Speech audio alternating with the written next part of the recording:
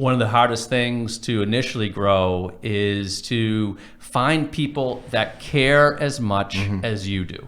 Yep. Right? Yep. And we didn't think it was possible, because how could anyone care as much as we did? We're the founders, only we could care that much about our clients.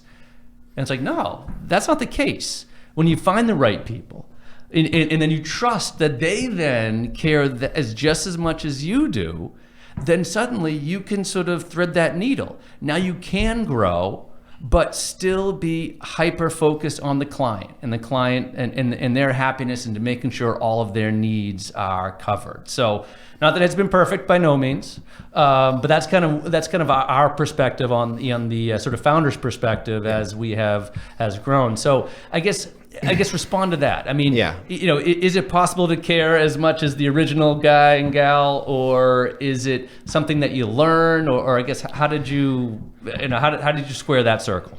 Yeah, so that's a great question.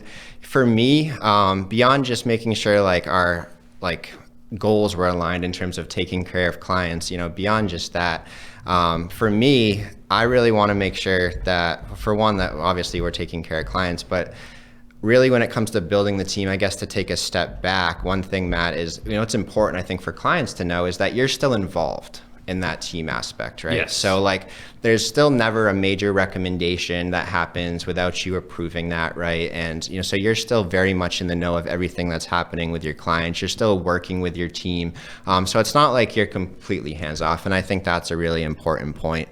But I got to ask you a question. So there's been a few. Wait, I thought I'm the host here. There's got to be. I got to ask you this question. All right, here we go. There's been a few situations where you might see a client that says, "I actually prefer to sit down with Chris now." I'm curious how bad that actually hurts your ego. It does. It does a little bit. But part of the fun part of this growth that and let me quickly sidebar, just thank you again for being such a part of it and being such a critical part of it and caring as much.